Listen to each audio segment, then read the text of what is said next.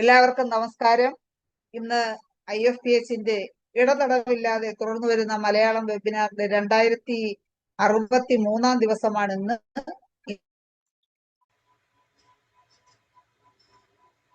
ഈശ്വര പ്രാർത്ഥനയോടുകൂടി മലയാളം സെഷൻ ആരംഭിക്കും.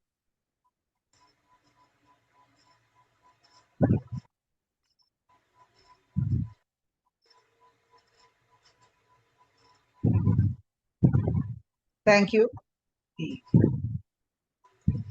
ഇന്ന് നമുക്ക് ഒരു ക്ലാസ് എടുക്കുവാനായി എത്തുന്നത് ഡോക്ടർ ജെയിംസ് പോൾ സാറാണ്. അദ്ദേഹം ഗവൺമെന്റ് സർവീസിൽ നിന്നും ചീഫ് മെഡിക്കൽ ഓഫീസറായി റിട്ടയർ ചെയ്ത വ്യക്തിയാണ്. കൂടാതെ അദ്ദേഹം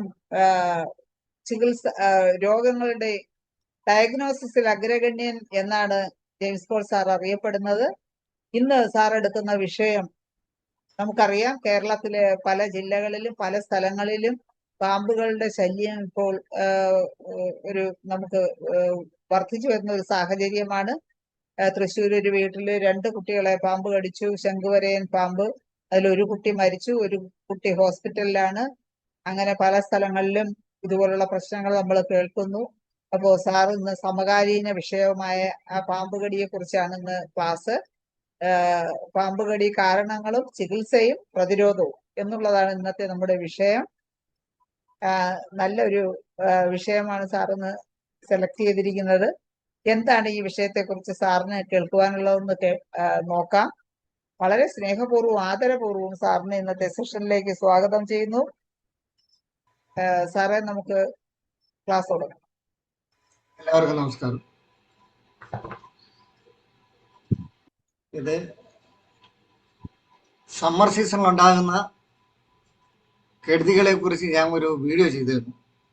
അതിനെ തുടർന്നാണ് ഇങ്ങനെ ഈ ചൂട് കൂടുമ്പോൾ അതനുസരിച്ച് പാമ്പ് കടിയും കൂടുന്നു. ഇതിൻ്റെ കാരണങ്ങൾ ഒന്ന് വിശകലനം ചെയ്യണമെന്ന് ഡോക്ടർ ധനേഷ് നിർദ്ദേശിക്കുകയും, ശരി, അതനുസരിച്ച് നമുക്ക് ആ വിഷയം ഒരു ചർച്ചയ്ക്കെടുക്കാം എന്ന് തീരുമാനിക്കുകയും ചെയ്യും. അപ്പം വളരെയധികം തരത്തിലുള്ള വിഷപ്പാമ്പുകൾ ഉണ്ടെങ്കിലും നമ്മുടെ കേരളത്തിൽ കാണപ്പെടുന്ന 3-4 തരം മാത്രമാണ്. അതിൽ കിങ് കോബ്ര വനത്തിൽ മാത്രം പ്രത്യക്ഷപ്പെട്ട് കാണുന്ന ഒന്നാണ്. അത് മാത്രമല്ല, വളരെ വിരളമായിട്ട് മാത്രമാണ് അതിൻ്റെ കടിയേക്കുന്നത്. പിന്നെയുള്ളത് ഇന്ത്യൻ കോബ്ര, പിന്നെ വൈപ്പർ, പെയ്റ്റ്സ്, ഈ മോതിരവളയൻ, വെള്ളിക്കെട്ടൻ, 8 അടി വീരൻ, അങ്ങനെ പല പേരിലാണ് അത് പല സ്ഥലങ്ങളിലും അറിയപ്പെടുന്നത്. ഏതായാലും വെള്ളിക്കെട്ടുള്ള ആ സാധനം. അങ്ങനെ 3 തരത്തിലുള്ള വിഷപ്പാമ്പുകളാണ് കേരളത്തിൽ കൂടുതലായിട്ട് കാണുന്നത്. പക്ഷെ ഈ ചൂട് കൂടുമ്പോൾ എന്താണ് ഇത് പുറത്തിറങ്ങുന്നത്? സാധാരണഗതിയിൽ ഇത് മനുഷ്യന് മുമ്പ് പ്രത്യക്ഷപ്പെടാറില്ല. ഭയമുള്ള ഒരു ജീവിയാണ് പാമ്പ്. പക്ഷെ അത് ഭയപ്പെടുമ്പോഴോ അതല്ലെങ്കിൽ രക്ഷപ്പെടണമെന്ന് തോന്നുമ്പോഴോ അതുപോലെ ഒരു പ്രതിസന്ധി എന്ന് അത് തെറ്റിദ്ധരിക്കപ്പെടുമ്പോഴോ ആണ് കടിക്കുന്നത്. പിന്നെ കയ്യോ കാലിൻ്റെയോ ഭാഗം ഇങ്ങനെ സ്പർശിക്കുമ്പോൾ അത് ഇരയാണെന്ന് തോന്നിയും കടിക്കാറുണ്ട്. കാരണം ഇതിൻ്റെ വിഷം ഇരയെ കീഴ്പ്പെടുത്താനും അതിൻ്റെ മാംസം ദഹന കിട്ടത്തക്ക വിധത്തിൽ ആ മാംസത്തെ മാറ്റിയെടുക്കാനുമാണ് ഈ വിഷം കുത്തിവെക്കുന്നത്. പക്ഷെ അത് അമിനോ ആസിഡ് ആയതുകൊണ്ട് നമ്മുടെ രക്തത്തിൽ കലരുമ്പോൾ നമുക്കത് പോയിസണായി മാറും. ഇപ്പൊ 2 തുള്ളി മണ്ണെണ്ണ ഒരു പാമ്പിന്റെ മേത്ത് ഒഴിച്ചു കഴിഞ്ഞാൽ ആസിഡ് പോലെയാണ്, അത് വീണ സ്ഥലം കുഴിഞ്ഞു. പാമ്പിന് മണ്ണെണ്ണ ബാധിക്കുന്ന പോലെ തന്നെയാണ് മനുഷ്യനെ സംബന്ധിച്ചിടത്തോളം പാമ്പിന്റെ വിഷം നമ്മളെ ബാധിക്കുന്നത്. അത് നേരിട്ട് രക്തത്തിൽ കലരുമ്പോഴാണ് അത് വിഷമാകുന്നത്. അതേസമയത്ത് നാവിൻ്റെ തുമ്പിൽ വീഴുകയോ നമ്മൾ സ്വോളോയോ ചെയ്തു കഴിഞ്ഞാൽ അത് ന്യൂട്രലൈസ് ചെയ്തു. നമ്മളുടെ സലവയിലുള്ള അമലൈസ് ആണെന്ന് തോന്നുന്നു, അതിനെ ന്യൂട്രലൈസ് ചെയ്യും. ഏതായാലും വിഷബാധ നമ്മളെ ബാധിക്കുന്നില്ല, നേരെ നാവിലേക്ക് വിഷം ഒഴിക്കുകയാണെങ്കിൽ. അപ്പം അത് ഏത് സാഹചര്യത്തിലാണ് ഇങ്ങനെ പുറത്തിറങ്ങുന്നത് വെച്ചാൽ, ഒന്നല്ലെങ്കിൽ അത് ഇണയെ തേടി അല്ലെങ്കിൽ ഇര തേടി ഇടം തേടിയും ഉണ്ടാകാം. അപ്പം ഇടം ഉദ്ദേശിക്കുന്നതിന് കംഫർട്ടബിളായിട്ടുള്ള ഒരു ഇക്കോളജിക്കൽ അല്ലെങ്കിൽ അതിന് ഒരു ആവാസ വ്യവസ്ഥ, അതിന് അനുകൂലമായിട്ടുള്ള ഒരിടം, അതായിരിക്കും അത് തപ്പി നടക്കുന്നത്. ഇത് കോൾഡ് ബ്ലഡഡ് ആയതുകൊണ്ട് തന്നെ ഈ തണുപ്പുള്ള പ്രദേശങ്ങൾ അതായിരിക്കും അത് തേടി നടക്കുന്നത്. ഒന്നല്ലെങ്കിൽ നമ്മുടെ വീടിന്റെ ചുറ്റുപാടാണെങ്കിൽ സ്റ്റെയർ കേസിന്റെ അടിയിൽ, അല്ലെങ്കിൽ എവിടെയെങ്കിലും വിറകോ മറ്റ് സാധനങ്ങളോ കൂട്ടി വെച്ചിട്ടുണ്ടെങ്കിൽ അടി, അല്ലെങ്കിൽ കല്ലുകൾ അടുക്കി വെച്ചിട്ടുണ്ടെങ്കിൽ അതിന്റെ അടിയിൽ, അതുപോലെ തന്നെ അലക്കലിന്റെ ചുറ്റുവട്ടം, കിണറിന്റെ ചുറ്റുവട്ടം, പൈപ്പിന്റെ ചുറ്റുവട്ടം, ഇവിടെ എല്ലാം ഈർപ്പം ഉണ്ടാകും. ഈ ഇടങ്ങളിലായിരിക്കും ഇത് അതിന്റെ ആവാസം കണ്ടെത്തുന്നത്. അതിന് കാരണം അത് തണുപ്പ് കിട്ടാൻ വേണ്ടിയാണ്. ഇപ്പൊ സാധാരണഗതിയിൽ അതിന്റെ മാളങ്ങൾ മാത്രം ഒതുങ്ങിക്കൊടുന്നതാണ്. പക്ഷെ അന്തരീക്ഷത്തിൽ ചൂട് വർദ്ധിക്കുമ്പോഴാണ് അതിനെ അവിടെ ഇരിക്കാൻ പറ്റാത്തൊരു സാഹചര്യം വരുന്നത്. അതുകൊണ്ടാണ് കുറച്ചുകൂടെ കംഫർട്ടായിട്ടുള്ള ഇടം തേടി നടക്കുന്നത്. ഇപ്പൊ ഈ വരവിലായിരിക്കും ചിലപ്പോൾ നമ്മൾ നേരെ പോയി ചാടുന്നതും, അബദ്ധത്തിൽ അതെവിടെയെങ്കിലും ചുരുണ്ടുകൂടി കിടക്കുമ്പോൾ നമ്മളങ്ങനെ നടന്നു പോകുന്നതും, കടിയേക്കുന്നതൊക്കെ അങ്ങനെയാണ്. യാദർച്ഛികമാണ് ആയിട്ടാണ് കടിയേക്കുന്നത്. ഒരിക്കലും മനഃപൂർവ്വം ഈ പാമ്പ് പകവയ്ക്കുന്നു അങ്ങനെയൊക്കെ ഒരു വിശ്വാസമുണ്ട്. അങ്ങനെ പകയൊന്നും ഇല്ലാത്ത ഒരു ജീവിയാണ്, തികച്ചും ഭയപ്പാടുള്ള ഒരു ജീവിയാണ് പാമ്പ്. എങ്കിലും യാദൃശ്ചികമായിട്ട് നമുക്ക് കടി ഏൽക്കുന്നുണ്ടെന്നുള്ളത് സത്യമാണ്. ഇപ്പം ക്രൈറ്റ്സ് അത് പറഞ്ഞായിരുന്നല്ലോ, വള്ളിക്കെട്ടൻ, ചുള്ളിക്കെട്ടൻ, അതിന്റെ വിഷം നെർവ് സിസ്റ്റത്തിനാണ് ബാധിക്കുന്നത്. അണലിയുടെ രക്തത്തെയാണ് ബാധിക്കുന്നത്, അതിന് ഡിസിൻറ്റഗ്രേറ്റ് ചെയ്യും. അതേസമയത്ത് കോബ്ര നേരിട്ട് ഈ ബ്ലഡ് വെസലിനെയും ഹാർട്ടിനെയാണ് ബാധിക്കുന്നത്. അങ്ങനെ 3 തരം വിഷം 3 സിസ്റ്റത്തെ ആണ് അത് ബാധിക്കുന്നത്. ഇപ്പം സാധാരണഗതിയിൽ പോളി വെനം ആണ് പ്രതിരോധമായിട്ട് കൊടുക്കുന്നത് മറ്റ് മോഡേൺ മെഡിസിനിൽ. നേരത്തെ ഒറ്റയ്ക്കൊറ്റയ്ക്കായിരുന്നു. അപ്പൊ പലപ്പോഴും ഈ കടിയേറ്റത് ഏത് പാമ്പിൽ നിന്നാണ്, ഏത് ഇനത്തിൽ നിന്നാണ് എന്ന് കണ്ടുപിടിക്കുവാൻ സാധ്യത വളരെ കുറവായതുകൊണ്ടും, അതേപോലെ തന്നെ കടി ഏറ്റുവരുന്ന ആളെ സംബന്ധിച്ചിടത്തോളം അത് അയാളെ ശ്രദ്ധിച്ചു കാണുകയില്ല, ഏത് പാമ്പാണ് കടിച്ചത്, അതെങ്ങനെയായിരിക്കും. അതേപോലെ തന്നെ മുറിവുപാട് നോക്കി മാത്രം ഒരു പാമ്പിനെ നിശ്ചയിക്കാനും സാധിക്കില്ല. അതുകൊണ്ട് ഇപ്പം പോളിവനമാണ്. ഏത് പാമ്പ് കടിച്ചാലും അതിനെ പറ്റിയ രീതിയിൽ 3 തരത്തിലുള്ള ബലം ആണ് ഇപ്പോൾ കുത്തിവെക്കുന്നത്. നമ്മളെ സംബന്ധിച്ചിടത്തോളം ഒരു കടിയേറ്റ് ഒരാൾ വന്നു കഴിഞ്ഞാൽ ഫസ്റ്റ് എയ്ഡ് എങ്കിലും ചെയ്തു കൊടുക്കാനായിട്ട് നമ്മൾ ബാധ്യസ്ഥരാണ്. ഇപ്പം ഇടുക്കിയിലെ 1-2 എൻ്റെ സുഹൃത്തുക്കളുണ്ട്. അവര് അവിടെ ഇതിൻ്റെ സാധ്യത കൂടുതലാണ്. കാരണം ഇത് ഏറ്റവും കൂടുതൽ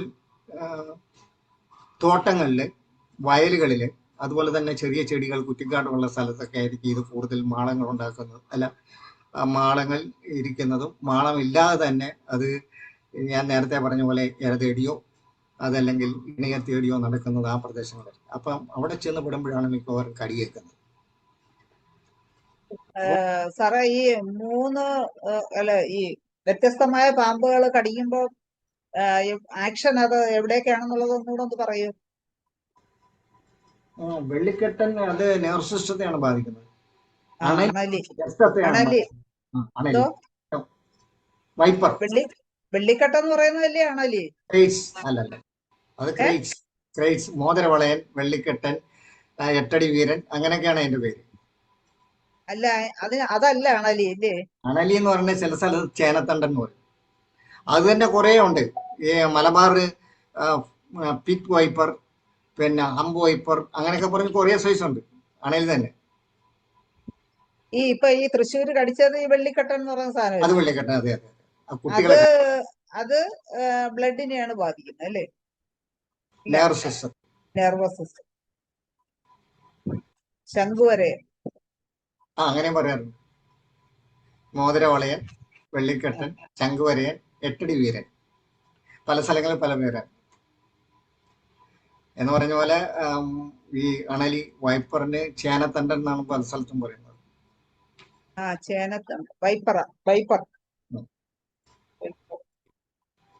മറ്റത് ഇന്ത്യൻ കോബ്ര, മൂർഖൻ. ഇത് കടിച്ച വൈപ്പർ അത് അണലി കടിച്ച ബ്ലഡ് അത് ഡിസിൻറ്റഗ്രേഷൻ ഉണ്ടാവും. പിന്നെ ഇനി മറ്റേ എന്താണ്, കിങ് കോബ്ര. അത് കോബ്ര വർഗത്തിൽപ്പെട്ട തന്നെയാണ്. അതിന്റെ വലുതാണ് കിങ് കോബ്ര. അത് മിക്കവാറും വനവാസിയാണ്. വളരെ ദുർലഭമായിട്ട്, വളരെ വിരളമായിട്ടാണ് അതിന്റെ കടിയാക്കുന്നത്. കടിയേറ്റാൽ മരിക്കും എന്നുള്ളതാണ്. കാരണം അതിന്റെ അളവ് വളരെ കൂടുതലാണ്. വിഷത്തിന്റെ അളവ് വലിപ്പം കൂടുതലുള്ള പാമ്പുമാണ്, വിഷം കൂടുതലാണ്. അതുകൊണ്ട് തന്നെ ഒരു ബൈറ്റിന് ആള് കാലിയാകുമെന്നാണ് പറയപ്പെടുന്നത്. പിന്നെ മിക്കവാറും ഇതിങ്ങനെ നിന്ന് കഴിഞ്ഞാൽ ഒരാൾപ്പൊക്കം ഉണ്ടാവും. ഇതിന് 15 അടി 18 അടിയൊക്കെ നീളമുള്ളതാണ്. അപ്പൊ അത് ഇങ്ങനെ പത്തി പടർത്തി നിന്ന് കഴിഞ്ഞാൽ ഒരാളുടെ ഒപ്പത്തിനൊപ്പം വരും. അപ്പം ഒന്നല്ലേ കഴുത്തിലോ മുഖത്തോ നെറ്റിക്കോ ഒക്കെ ഏക്കും. അപ്പൊ അതുകൊണ്ട് പെട്ടെന്ന് മരണം സംഭവിക്കാം എന്നാണ് പറയുന്നത്. ഓക്കെ. ഓക്കെ.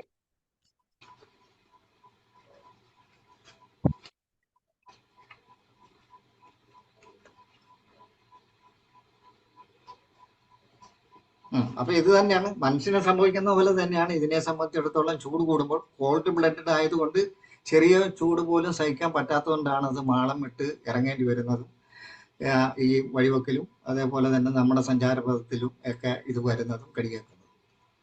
ഇതിന്റെ സാഹചര്യം കൂടെ അറിഞ്ഞിരിക്കുമോ? ഇനി കടി ഏറ്റാൽ ചെയ്യേണ്ടത് ഭയപ്പെടാതിരിക്കുക എന്നുള്ളതാണ്, അല്ലെങ്കിൽ ഭയപ്പെടുത്താതിരിക്കുക. ഇത് രണ്ടും സംഭവിക്കാം. കടിയേറ്റാൾക്ക് ഭയം ഉണ്ടാവും, ഞാൻ മരിച്ചു പോകും എന്നുള്ള ഭയം ഉണ്ടാവും. കാരണം പാമ്പാണ് കടിച്ചിരിക്കുന്നത്. ചേര കടിച്ചിട്ട് ഹാർട്ട് അറ്റാക്ക് മൂലം മരിച്ചിട്ടുണ്ട്. വിഷബാധ കടിച്ചിട്ടല്ല, ആ കടിച്ചതിന്റെ ഷോക്ക് അത് ഹാർട്ടിനെ ബാധിച്ച് ഹാർട്ട് അറ്റാക്ക് കൊണ്ട് മരണം സംഭവിച്ചിട്ടുണ്ട്. അപ്പൊ അതുകൊണ്ടാണ് ഭയം ഉണ്ടാകാതിരിക്കുക, ഭയപ്പെടുത്താതിരിക്കുക. അയ്യോ ഉടനെ ആശുപത്രി എത്തിക്കണം, ഇനി സമയമില്ല, കാറ് പിടി അത് പിടി എന്നൊക്കെ പറഞ്ഞ് രോഗിയെ പീഡിപ്പിക്കുക. രോഗിയല്ല, കടിയേറ്റ ആളെ പീഡിപ്പിക്കാതിരിക്കുന്നതായിരിക്കും ഏറ്റവും നല്ലത്. ഈ ചിലർ ഇങ്ങനെ പല അഭ്യാസവും കാണിക്കാറുണ്ട്. കടിയേറ്റ് കഴിഞ്ഞാൽ അവിടെ മുറിപ്പാടി കെട്ടുക, അത് അങ്ങനെ പല അംഗവും കാണിക്കുന്നത്. ഒന്നുമില്ല, എത്രയും വേഗം ആദ്യത്തെ 1 മണിക്കൂറാണ് ഏറ്റവും വിലപ്പെട്ട സമയം. ആ 1 മണിക്കൂറിനുള്ളിൽ ആശുപത്രിയിൽ എത്തിക്കുക എന്നുള്ളതാണ് പ്രാഥമികമായിട്ടുള്ളത്. അവിടെ വെച്ച് അങ്ങോട്ടും ഇങ്ങോട്ടും പല തർക്കങ്ങളും ഫസ്റ്റ് എയ്ഡ് ഒന്നും ചെയ്യാതിരിക്കുന്നതാണ് ഏറ്റവും നല്ലത്. എത്രയും വേഗം ഹോസ്പിറ്റലിൽ എത്തിക്കുക, അത് ആന്റിവെനം ഉള്ള ഹോസ്പിറ്റലിൽ എത്തുക. അപ്പം വളരെ റിമോട്ട് ആയിട്ടുള്ള ഏരിയയിൽ പല സാഹചര്യങ്ങളിലും ഹോമിയോ ഡിസ്പെൻസറിയിലേക്ക് വരാൻ സാധിക്കും. അപ്പം നമുക്ക് എന്ത് ചെയ്യാൻ പറ്റും, അത് നമ്മൾ അറിഞ്ഞിരിക്കേണ്ടതാണ്. അതാ പറഞ്ഞ എൻ്റെ 2-3 സുഹൃത്തുക്കൾ ഇടുക്കിയിലും ഒക്കെ പ്രാക്ടീസ് ചെയ്യുന്നുണ്ട്. അവർ പാമ്പും വിഷത്തിനും പ്രാക്ടീസ് ചെയ്യുന്നുണ്ട്. ഒത്തിരി പേര് സുഖപ്പെടുത്തിയിട്ടുണ്ട്. അപ്പൊ അവരൊക്കെ ചെയ്യുന്നത് എന്താണെന്ന് കൂടി നമുക്കൊന്ന് നോക്കാം. ഭയമാണ് ഏറ്റവും വലിയ പ്രശ്നം. അപ്പൊ ആദ്യം നമുക്ക് ഈ ഭയം പലതരത്തിലുണ്ടാകുമല്ലോ. അപ്പം ആ പ്രകടമാകുന്ന ഭയം, അതൊക്കെ മരണഭയം. അക്കനേറ്റത്തിന് മരണഭയമുണ്ട്. പക്ഷെ അതിന്റെ പ്രത്യേകത എന്താണെന്ന് ചോദിച്ചാൽ ഡെത്ത് അയാൾ സ്ഥിരീകരിക്കപ്പെടുകയാണ്, സ്വയം സ്ഥിരീകരിക്കുകയാണ്. അയാള് ഒന്നല്ലെങ്കിൽ പിന്നെ ഭാര്യയെ വിളിച്ചു പറയും, ഇന്ന കാര്യങ്ങൾ ഞാൻ ചെയ്തു തീർക്കാനുണ്ട്, അല്ലെങ്കിൽ ഇന്നയാൾക്ക് ഇത്ര പൈസ കൊടുക്കാനുണ്ട്, ഇന്ന സ്ഥലത്ത് നിന്ന് ഇത്ര പൈസ വരാനുണ്ട്, അല്ലെ കുട്ടികളെ വിളിച്ചു പറയും. ഇതൊക്കെ അയാൾ മരണം സ്ഥിരീകരിച്ചതിന് ശേഷം പറയാം. ഇതൊക്കെ കണ്ടു കഴിഞ്ഞാൽ കൃത്യമായിട്ട് അക്കനേറ്റം തന്നെ നമുക്ക് കൊടുക്കാൻ പറ്റും. ലോവർ പൊട്ടൻസി അത് തന്നെ ഒരു അക്കനേറ്റ് പോയിസൺ ആണല്ലോ, ആരോ പോയിസൺ. അപ്പൊ അത് തന്നെ ഒരു ആന്റിഡോട്ടായിട്ട് പ്രവർത്തിക്കും, ഒരു ക്യൂരേറ്റീവായിട്ടും പ്രവർത്തിക്കും. പിന്നെ അയാളുടെ മാനസികമായിട്ടുള്ള വിഭ്രാന്തിയും ഭയവും എല്ലാം ശമിപ്പിക്കാനും അക്കനേറ്റ് ബെസ്റ്റ്. പിന്നെ രണ്ടാമത് നമ്മൾ ചിന്തിക്കേണ്ടത് ആഴ്സാൽബം തന്നെയാണ്. ആഴ്സനിക് അതും പോയിസണാണല്ലോ. അപ്പം അതിന്റെ നമുക്കറിയാമല്ലോ, മരണഭയം അയാളിലുണ്ട്. പിന്നെ അയാളുടെ ഇറിറ്റബിലിറ്റി, നെർവസ്നെസ്, ഇതെല്ലാം കണ്ടു കഴിഞ്ഞാൽ, പക്ഷെ മറ്റേ പോലെ സമയം ഒന്നും പ്രവചിക്കുന്നില്ല, പക്ഷെ ഡെത്ത് അയാൾ മുന്നിൽ കാണുന്നുണ്ട് ആഴ്സാൽബിനെ സംബന്ധിച്ചിടത്തോളം. അപ്പം ആ രീതിയിലുള്ള നെർവസ്നെസ് കാണിക്കുകയാണെങ്കിൽ ആഴ്സാൽബ് ലോവർ പൊട്ടൻസി. പിന്നെ മറ്റുള്ള ഒരു ഷുഗർ മെഡിസിൻ ആണ് സെഡ്രോൺ. സെഡ്രോൺ ഒരു സ്നേക്ക് പോയിസണിന് നല്ല സെഡ്രോൺ ലോവർ പൊട്ടൻസി.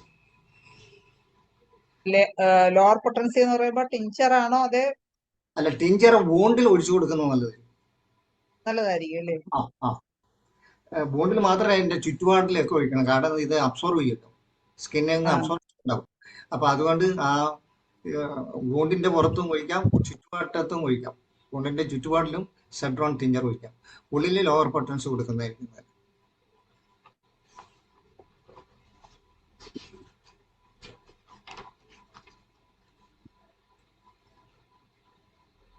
പിന്നെ മറ്റൊന്നാണ് യൂഫോർബിയ. യൂഫോർബിനം അല്ല, യൂഫോർബിയ.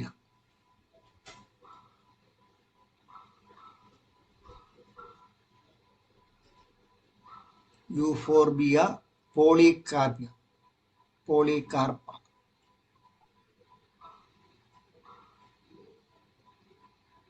Lower potency 6x. അത് നല്ലൊരു ആന്റിഡോട്ടാണ്. അതേപോലെ തന്നെ പ്രൊഫിലാറ്റിക്.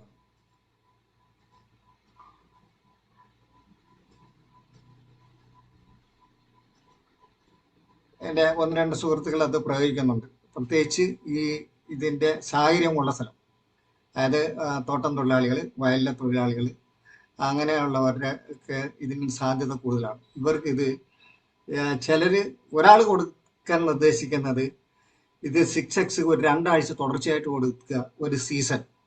പ്രത്യേകിച്ച് മഞ്ഞുകാലം തുടങ്ങുന്ന ഒരു നവംബർ മധ്യത്തോടു കൂടിയാണ്. ആ മധ്യത്തോടു കൂടി ഒരു 2 ആഴ്ച തുടർച്ചയായിട്ട് ഇത് 3 നേരം ലോവർ പൊട്ടൻസി കൊടുത്തു കഴിഞ്ഞാൽ ആ സീസണിലേക്ക് പ്രതിരോധം കിട്ടുമെന്നാണ് പറയുന്നത്. ആ സീസണില് പ്രതിരോധം അയാൾക്ക് ലഭിക്കുന്നു. ഇത് പാമ്പ് കടിച്ചാലും നമുക്ക് കുഴപ്പം വരില്ലേ? കുഴപ്പം വരില്ല. ആന്റിബോഡി ശരീരത്തിലുണ്ടാവും. പ്രിവെന്റീവ് ആയിട്ട് കൊടുക്കാവുന്നു.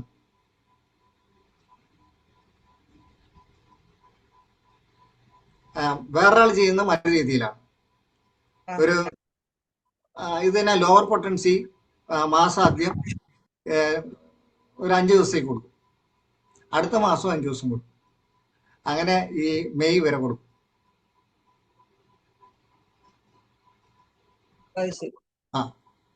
ഈ സീസണിലൊക്കെ നേരത്തെ ഈ ആഴ്സാൽബും കൊടുത്തിരുന്ന പോലെ തന്നെ മാസത്തിന്റെ ആദ്യം 2-3 ദിവസം ഇങ്ങനെ കൊടുക്കുമായിരുന്നു. ആ രീതിയിൽ തന്നെ ഈ നവംബർ, ഡിസംബർ, ജനുവരി, ഫെബ്രുവരി, മാർച്ച്, ചിലർ മെയ് വരെ കൊടുക്കുന്നുണ്ട്. അതിനെന്തെങ്കിലും എന്താണ് അങ്ങനെ എന്തെങ്കിലും ഒരു സ്റ്റഡിയോ ബൈറ്റുണ്ടായിട്ട് ഇതിന്റെ പ്രതിരോധം കിട്ടിയിട്ടുള്ളതാണ് ഈ 2 ഡോക്ടേഴ്സും പറയുന്നത്.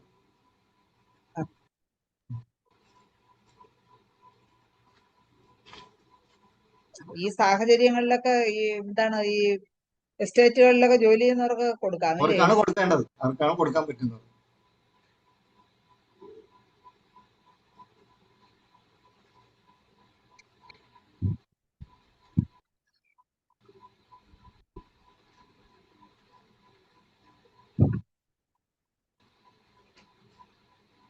യൂഫോർബിയ ആണ് കേട്ടോ, പോളികാർപ്പ. മറ്റേ യൂഫോർബിയം ക്യാൻസർ പെയിൻ കൊടുക്കുന്നത്.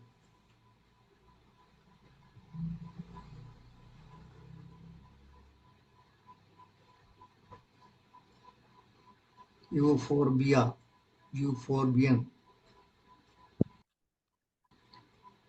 ഒഫീഷ്യനായിട്ട് ചിലരിങ്ങനെ വാരിക്കൂരി കൊടുക്കുന്നതാണ്. പല ഇത് ക്യാൻസർ പെയിന് യൂഫോർബിയം ഇങ്ങനെ കാണിക്കുന്നുണ്ട്.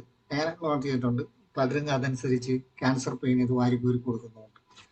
10 തുള്ളി, 15 തുള്ളി, 20 തുള്ളി ഇങ്ങനെ കൊടുക്കുന്നുണ്ട്. അത് ശരിയല്ലെന്നുള്ളതാണ് എൻ്റെ അഭിപ്രായം. അതിന് അതിൻ്റെതായിട്ടുള്ള ഒരു ഐഡന്റിറ്റി ഉണ്ട്. ഇത് ഒരു എക്സാജറേറ്റ് ചെയ്യുന്ന ഒരു മെഡിസിനാണ്. കാരണം പെയിൻ അത് ബൈസ്റ്റാൻഡേഴ്സിനോടോ മാതാപിതാക്കളോടോ അല്ലെങ്കിൽ കൂട്ടുകാരോടോ അതല്ലെങ്കിൽ ഭാര്യയോടോ മക്കളോടോ ചോദിച്ചാൽ ഇദ്ദേഹത്തിന്റെ നേച്ചർ എങ്ങനെയാണ്, പെയിൻ താങ്ങുന്നുള്ളതാണ്. ചിലെന്ന് പറഞ്ഞാൽ എത്ര ഒരു വശം പോയാലും മിണ്ടാത്തവരുണ്ട്, കരയാത്തവരുണ്ട്. ചില സംബന്ധിച്ചാലും ഒരു മുട്ടുസൂചി കുത്തി കയറി ഭയങ്കരമായിരിക്കും. അപ്പൊ അതേപോലെ സെൻസിറ്റീവ് ആയിരിക്കും ഈ അങ്ങനെയുള്ള പേഷ്യൻസിനാണ് ഇത് ഏറ്റവും കൂടുതൽ ഫലിക്കുന്നത്, ക്യാൻസർ പെയിൻ. വേറൊരു ഡോക്ടർ ഒരു ചാറ്റ് ബോക്സിൽ ഗൊളോൺട്രിന ഇങ്ങനെ ഒരു മെഡിസിൻ ഉണ്ടാവും, മെഡിസിൻ ഉപയോഗിക്കാറുണ്ടോ സാർ? ഇല്ല. കേട്ടിട്ടുണ്ടോ? ഉപയോഗിച്ചിട്ടില്ല. അത് നമുക്ക് ചർച്ച ചെയ്യാം. കാരണം എല്ലാവരുടെയും അനുഭവം നമുക്ക് കിട്ടണമല്ലോ, ഒരു കിട്ടണം. അതെ, അത് അനുഭവം ഉള്ളവരുണ്ടാവും മറ്റു മെഡിസിൻസ്. കാരണം എല്ലാ പോയിസൺ മിക്കവാറും എല്ലാം നമ്മുടെ പോയിസൺസ് അല്ല മെഡിസിനായിട്ട് വരുന്നത്. അപ്പൊ അത് പലതും ഇതിന് സൂട്ടാവും ആകേണ്ടതാണ്. പലരും ഇതിൽ അഭിപ്രായങ്ങൾ പറയാൻ പറ്റിയ ആൾക്കാരുണ്ട്. സാറിന്റെ ക്ലാസ് കഴിഞ്ഞ ശേഷം അതെ അല്ല, വേറെ ദിവസം തന്നെ അതിനു വേണ്ടി മാറ്റിവെച്ചാലും കുഴപ്പമൊന്നുമില്ല. അപ്പൊ ഞാൻ പറഞ്ഞത് ഈ ക്യാൻസർ പെയിൻ ഇതിങ്ങനെ യൂഫോർബിയം ഇങ്ങനെ വാരിക്കോരി കൊടുക്കരുത്. അപ്പൊ അത് കൂടുതൽ ഇങ്ങനെ എക്സാജറേറ്റ് ചെയ്യുന്ന ഒരാളാണെങ്കിൽ, പെയിൻ ഇങ്ങനെ വലുതാക്കി കാണിക്കുന്ന ഒരാളായിരിക്കും മാത്രമേ അത് ഏൽക്കുള്ളൂ എന്നുള്ളതാണ് എൻ്റെ അനുഭവത്തിൽ പറയാനുള്ളത്.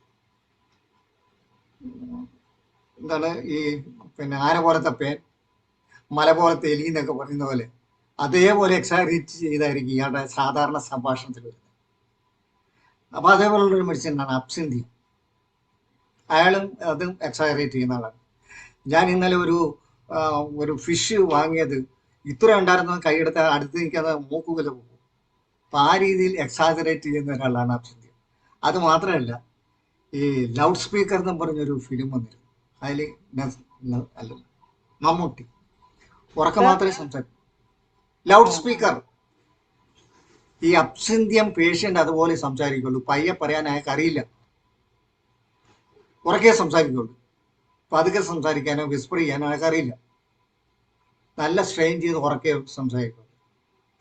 അങ്ങനെ ഒരു നേച്ചറുള്ള ആളാണ് ഈ അബ്സിന്ത്യം.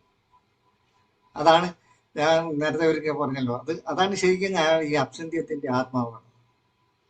അങ്ങനെ ഒരാളായിരിക്കും അബ്സിന്ത്യം. ആണാണെങ്കിലും പെണ്ണാണെങ്കിലും. പെണ്ണുങ്ങളാണെങ്കിൽ കോളാമ്പി എന്ന് പറയും, ആണുങ്ങളാണെങ്കിൽ ലൗഡ് സ്പീക്കർ എന്ന് പറയും. നാട്ടുഭാഷ ഞാൻ പറഞ്ഞു.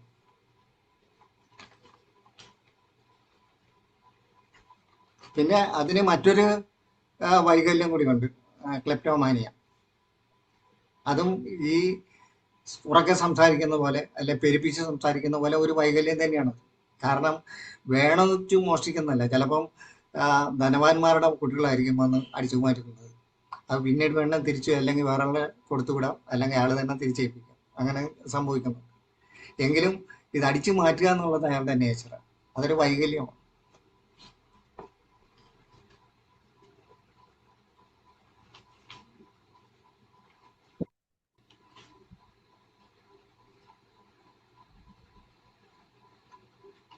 അതേപോലെ തന്നെ ഹൈഡ്രോസയാനിക് ആസിഡ് നല്ലൊരു ആന്റിഡോട്ടാണ് സ്നേക് പോയിസൺ.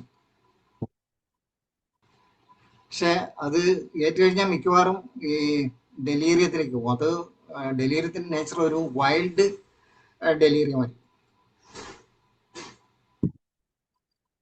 വെറുതെ ഇങ്ങനെ പിച്ചുമ്പയും പറയുന്നതല്ല. ചിലപ്പോൾ അയാൾ ഉരുണ്ട് പിറണ്ട് പിന്നെ അങ്ങനെയൊക്കെ ആയിരിക്കും, മണ്ണിൽ കിടന്നഴിയും. ആ രീതിയിൽ ഒരു വൈൽഡ് നേച്ചർ ആയിരിക്കും അയാളുടെ ബോഡി ലാംഗ്വേജ്. അതേപോലെ തന്നെ എന്തെങ്കിലുമൊക്കെ സംസാരിക്കും. ഡെലീറിയസ് ആയിട്ടുള്ള ടോക്കും ഉണ്ടാവും, ചിലപ്പോൾ ഫെയിൻറ്റിങ് ഉണ്ടാവും. ഈ സാഹചര്യത്തിലാണ് ഇത് ഏറ്റവും സൂട്ടാകുന്നത്, ഹൈഡ്രോസയാനിക് ആസിഡ്. Lower potency.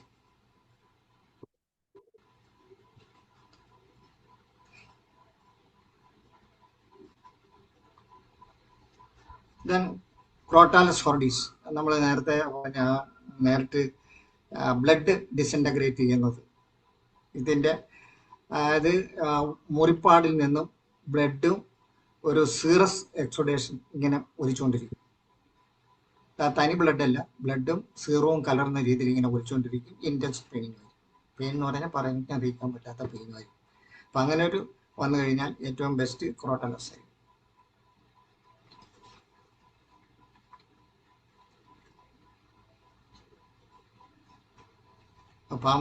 പാമ്പ് കടി എൻ്റെ പ്രതിരോധം ഏതാണ്ട് ഇതിനെപ്പറ്റി പറയുള്ളൂ. പക്ഷെ ഞാൻ വീഡിയോ ഇട്ടത് അതല്ലായിരുന്നു, ഈ സമ്മർ സീസൺ ഉണ്ടായിരുന്ന കെടുതികളെ കുറിച്ച്. അപ്പൊ അതുകൂടെ ഒന്ന് മെൻഷൻ ചെയ്യാന്ന് വിചാരിക്കുന്നു. സമയമുണ്ട് ധാരാളം. ഓക്കെ ആണോ? ഓക്കെയാണ് സാർ. അപ്പം സമ്മർ അല്ലെങ്കിൽ സമ്മർ ഹീറ്റ് നമ്മളെ മനുഷ്യ ശരീരത്തിൽ എങ്ങനെ ബാധിക്കുന്നു? അപ്പോൾ പലതരം ഇത് മോഹാത്സ്യം ഉണ്ടാകുന്നുണ്ട്, ചിലർക്ക് ഫറ്റീഗ് ഉണ്ടാകുന്നുണ്ട്, തളർച്ച ഉണ്ടാകുന്നുണ്ട്. മാഡം സാറ് അല്ല ഒന്നുമില്ല, നാജ പറഞ്ഞില്ല. നാജ ഇൻഡിക്കേഷൻ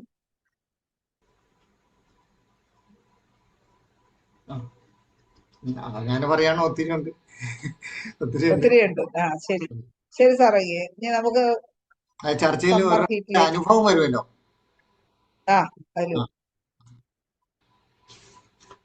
അപ്പം സമ്മർ ഹീറ്റ് നമ്മളുടെ എന്താണ് അവിടെ പാത്തോളജിക്കൽ ബാക്ക്ഗ്രൗണ്ട്, അതാണ് നമ്മൾ മെയിനായിട്ട് അറിഞ്ഞിരിക്കുന്നത്. ഇവിടെ സംഭവിക്കുന്നത് ഡീഹൈഡ്രേഷൻ. ചൂട് കൂടുന്നതനുസരിച്ച് നമ്മൾ വിയർപ്പ് കൂടും, ഡീഹൈഡ്രേഷൻ. അപ്പം ഡീഹൈഡ്രേഷൻ ഉണ്ടാകുമ്പോൾ നമ്മുടെ ആ ബ്ലഡിൻ്റെ വിസ്കോസിറ്റി അല്ലെങ്കിൽ കൺസിസ്റ്റൻസി കൂടുന്നു.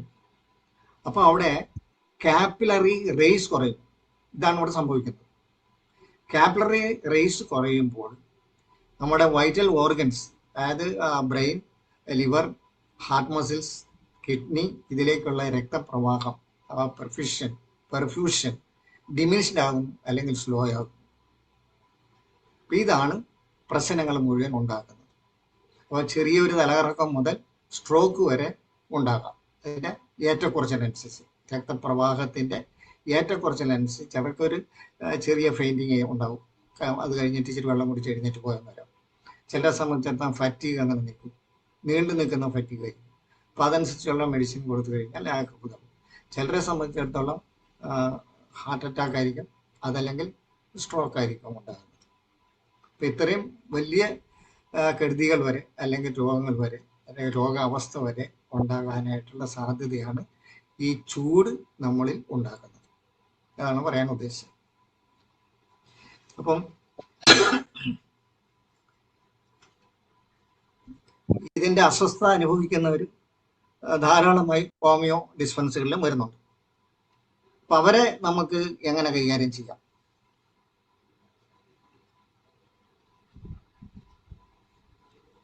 നേരത്തെ പറഞ്ഞ ലളിതമായിട്ടുള്ള രീതിയിൽ ഒരു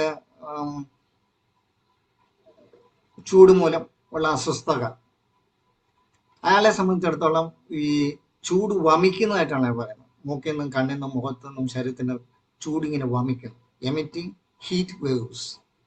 അതേപോലെ തന്നെ തളർച്ച, അല്ലെങ്കിൽ വീണ് പോകും, തളർന്നു പോകും എന്നുള്ളൊരവസ്ഥ പറയുകയാണെങ്കിൽ gelsemium is the best remedy. Then നാട്രം carb, ഈ ചൂടിനെ അതിനോട് ഫൈറ്റ് ചെയ്യാൻ ഏറ്റവും നല്ല remedy, one of the best remedy നാട്രം carb,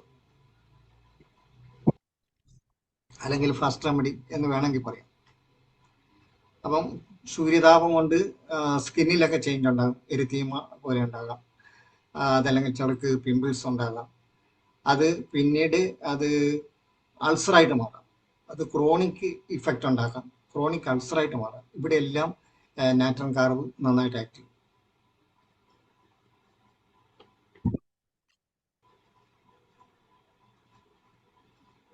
പിന്നെ ആദ്യം സ്വെറ്റി സ്കിൻ ആയിരിക്കും, അത് പിന്നീട് ചേഞ്ച് ചെയ്ത് അത് ഡ്രൈ സ്കിന്നായിട്ട് മാറും. പിന്നെ ക്രാക്സ് ഉണ്ടാകുന്ന വരാം, അതല്ലെങ്കിൽ ഫിംഗർ ടിപ്സിൽ, അതല്ലെങ്കിൽ പാമിൽ ഇങ്ങനെ ക്രാക്സ് ഉണ്ടാകും. അതിനും എല്ലാം നാട്രം കാർബ് സൂട്ടബിൾ ആയിരിക്കും.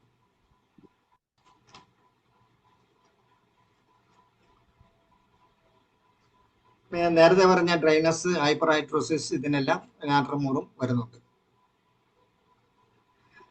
ഇതിന്റെ ക്രോണിക് ഇഫക്റ്റിനും അല്ലെങ്കിൽ റിമോട്ട് എഫക്റ്റിനും natrum mur one of the best remedy.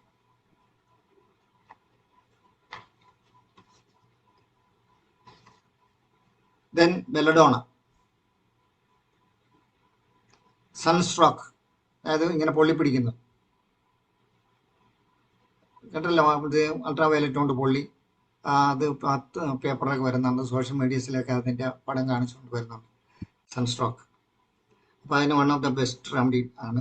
അത് ബേണിംഗ് പെയിൻ ഉണ്ടാകാം, എരിത്തീമ ഉണ്ടാകാം, ഇതുപോലെ പൊള്ളലേറ്റ പോലെ തന്നെയുള്ള പാട് ആയിട്ടായിരിക്കും ബെൽഡോണ പേഷ്യൻസ് നമ്മളെ സമീപിക്കുന്നത്.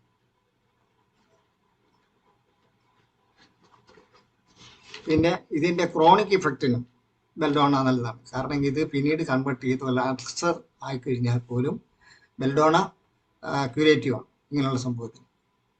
എനിക്കൊരു അനുഭവം ഉണ്ടായത് പറയാം. ബെൽഡോണ നമ്മൾ സാധാരണഗതിയിൽ ചിന്തിക്കാത്തൊരു സംഭവമാണ് ഈ ക്രോണിക് അൾസർ. അതായത് ഒരു ഹോമിയോ ഡോക്ടർ തന്നെയാണ്. അദ്ദേഹം ബൈക്കിൽ നിന്ന് സ്കിഡായി വീണു. ബൈക്ക് വീണ് നിൽക്കുന്ന ഇദ്ദേഹത്തിൻ്റെ കാലിലാണ്. അപ്പോൾ പോക്കോടിലാണ് നേരിട്ട് വന്ന് ഈ ആങ്കിളിൻ്റെ മേലെ വീണ് ആ കാല് പൊള്ളുന്നു. അപ്പോൾ ചെറിയ ഒരു ഫ്രാക്ചറൊക്കെ ഉണ്ടായിരുന്നു, കൈ കുത്തിയാണ്. അതെല്ലാം പരിഹരിച്ച് ആശുപത്രിയിൽ നിന്ന് ഇദ്ദേഹം വന്നു. പക്ഷേ ഈ വ്രണം മാത്രം ഉറങ്ങുന്നില്ല. അപ്പോൾ പുള്ളി പലരോടും ഇങ്ങനെ കൺസൾട്ട് ചെയ്ത് 6 മാസം കഴിഞ്ഞാണ് ഞങ്ങൾ തമ്മിൽ കാണുന്നത്. അപ്പോഴും ഈ മുറിപ്പാടുണ്ട്, അത് ഉണങ്ങിയിട്ടില്ല. ഇദ്ദേഹത്തെ എനിക്ക് പേഴ്സണലായിട്ട് അറിയാവുന്നതുകൊണ്ട് അപ്പോൾ ഒരു കാര്യം ചെയ്യാൻ ഞാൻ ഒരു മെഡിസിൻ തരാം. അപ്പോൾ ഫാർമസി വെച്ച് അങ്ങനെയാണ്. ഞാൻ ഫാർമസി കയറി 2 ഡോസ് ബെൽഡോണ വെള്ളം എടുത്തു. ഒന്നിപ്പോൾ കഴിക്കുക, ഒന്ന് രാത്രി കഴിച്ചോളാം. എന്നാലും ഒരാഴ്ച കഴിയുമ്പോൾ തന്നെ അത് ഹീൽ ചെയ്യാനുള്ള സിംറ്റംസ് കാണിച്ചു തുടങ്ങി. 1 മാസം കഴിഞ്ഞപ്പോൾ അത് ഉണങ്ങി ബെൽഡോണ. അപ്പോൾ അതിലേക്ക് എന്നെ നയിച്ചത് ഞാനറിയാലോ, എങ്ങനെ പേഴ്സണലായിട്ട് അറിയുന്നത്. ഇങ്ങനെ വളരെ ക്വിക്ക് ഇൻ ആക്ഷൻ, വളരെ ക്വിക്കാണ് എക്സിക്യൂഷന്, വളരെ ക്വിക്ക് എക്സിക്യൂഷൻ. അതേപോലെ തന്നെ സ്ട്രെയിറ്റ് ഫോർവേഡാണ്. അതുപോലെ തന്നെ ഇയാളെ ഒരു കോംപ്രമൈസ് ചെയ്യാനായിട്ട് എളുപ്പം നടക്കില്ല. Not easy to compromise. അതാണ് അദ്ദേഹത്തിൻ്റെ ആറ്റിറ്റ്യൂഡ്. ഇത് വെച്ചുകൊണ്ടാണ് ഞാൻ ബെൽഡോണ സജസ്റ്റ് ചെയ്തത്. ഏതായാലും അത് ഫലം ചെയ്തു. അതുകൊണ്ടാണ് പറഞ്ഞത് ഈ ക്രോണിക് അൾസർ രൂപപ്പെട്ടാലും ഇതിന് ഇൻഡിക്കേഷൻ ഉണ്ടെന്ന് പറയാൻ കാരണം.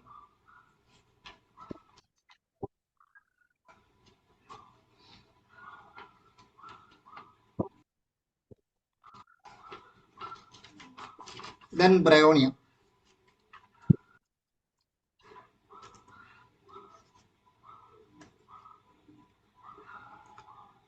ബ്രയോണിക്ക് വേണ്ടത് സൺസ്ട്രോക്ക്, സ്കിൻ ഡ്രൈ ആയിരിക്കും, ബേണിംഗ് പെയിൻ, അതുപോലെ ഹീറ്റ് ഇമ്പാർട്ടഡ് ആയിരിക്കും. നമ്മൾ കൈവച്ച് നോക്കിക്കഴിഞ്ഞാൽ നല്ല ചുട്ടുപൊള്ളുന്ന പോലുള്ള ഇമ്പാർട്ടിങ് ഹീറ്റ്. പിന്നെ മെൻ്റലി ഇറിറ്റബിൾ ആയിരിക്കും, ഇറിറ്റേറ്റഡ് ആയിരിക്കും. അത്രയും ഒരു പെട്ടെന്നുള്ള ഒരു ക്വിക്ക് പ്രിസ്ക്രിപ്ഷന് ബ്രയോണിയെ ഉപയോഗിക്കാൻ പറ്റുള്ളൂ. ഇത്രയാണ് നമുക്ക് കിട്ടുന്നത്. മറ്റ് ഡെപ്തിലേക്കൊക്കെ നമുക്ക് ഫസ്റ്റ് എയ്ഡ് പോകാൻ പറ്റില്ല. പിന്നെ കൂടുതൽ ഇതിന് ബേണിംഗ് പെയിന് ഒരു റിലീഫ് കിട്ടിക്കഴിഞ്ഞാൽ പിന്നെ ഇതിൻ്റെ പ്രശ്നങ്ങൾ അവശേഷിക്കുന്നുണ്ടെങ്കിൽ കൂടുതൽ നമ്മൾ അത് കേസ് ടേക്ക് ചെയ്യുകയും കൂടുതൽ ഇതല്ലാത്ത റെമഡി, അതല്ലെങ്കിൽ ഇത് തന്നെ റിപ്പീറ്റേഷനോ ഹയർ റെമഡിയിലേക്ക് പോവുകയും ചെയ്യും.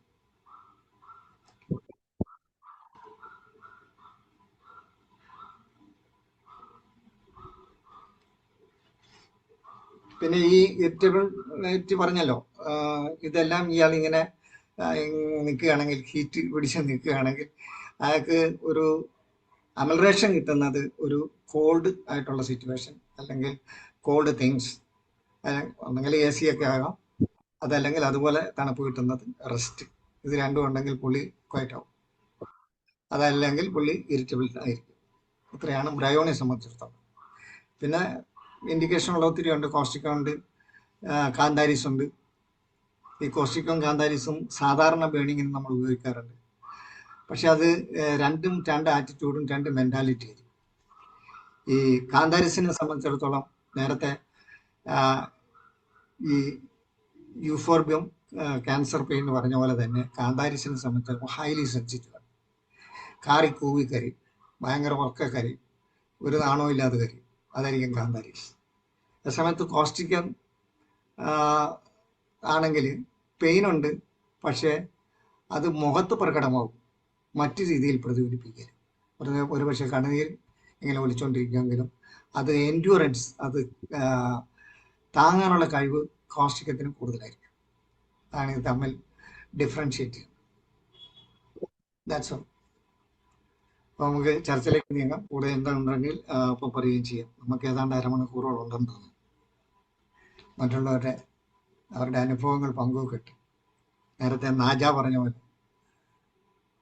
ഓക്കെ സാറ്, എന്തായാലും സാറ് ഈ സമകാലീന പ്രസക്തിയുള്ള വിഷയങ്ങളായിരുന്നു രണ്ടും. സാറ് ഈ പാമ്പ് കടിയുടെ ഇപ്പൊ എന്താണ് ഈ വർദ്ധിച്ചു വരാനുള്ള കാരണം എന്നുള്ളതും അതിന്റെ ചികിത്സയും പ്രതിരോധത്തിനെ കുറിച്ചും എല്ലാം സാർ പറഞ്ഞു. അതുപോലെ തന്നെ ഈ സമ്മർ ഹീറ്റിന് കൊണ്ടുണ്ടാകുന്ന പ്രശ്നങ്ങളെ കുറിച്ച് സാർ പറഞ്ഞു.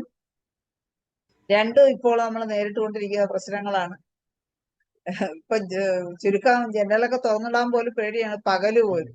മൊത്തത്തിൽ ഒരു പേടി കടന്നുകൂടിയിട്ടുണ്ട് ഈ പ്രശ്നം കാരണം. അപ്പൊ എന്തായാലും സാറ് പറഞ്ഞ പോലെ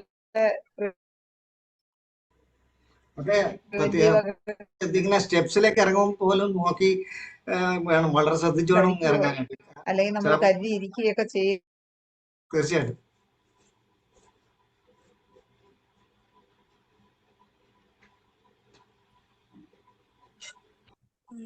ഒന്ന് ഹാൻഡ് റൈസ് ചെയ്താല് ചർച്ചയ്ക്കുള്ള സമയം അതെ.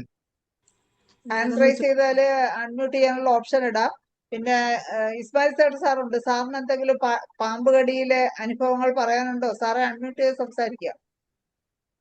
ഇസ്മായിൽ സേട്ട് സാറിനെ തന്നെ ആദ്യം വിളിക്കാം. നമ്മുടെ ആദരണീയനായ പ്രസിഡന്റ് എത്തിയിട്ടുണ്ട്. പാമ്പ് കടിയിൽ എന്തെങ്കിലും പാമ്പാടിയിൽ എനിക്ക് യഥാർത്ഥമായിട്ട് ഒരു സംഭവമാണ് ഉണ്ടായിട്ടുള്ളത്. ആ. ഞാൻ ആലപ്പുഴ പ്രാക്ടീസ് ചെയ്യുമ്പോൾ എൻ്റെ ഒരു കുടുംബപരമായിട്ട് എൻ്റെ ചികിത്സയിൽ വരുന്ന ഒരു ക്രിസ്ത്യൻ കുടുംബം ഉണ്ടായിരുന്നു. ഡോക്ടറാണ്, അയാളൊരു ഡോക്ടറും കൂടെ ആയിരുന്നു. ഡോക്ടർ എന്ന് വെച്ചാൽ ഡെന്റൽ ഡോക്ടറായിരുന്നു. അയാളുടെ മകൻ ഒരു സ്പോർട്സ്മാൻ ആയിരുന്നു. മൂത്ത മകൻ സൗദിയിലെ ജോലിയാണ്. ആ കുടുംബം കംപ്ലീറ്റ് എൻ്റെ അടുത്ത് ചികിത്സ ഒരു കാലഘട്ടം വരേക്കും.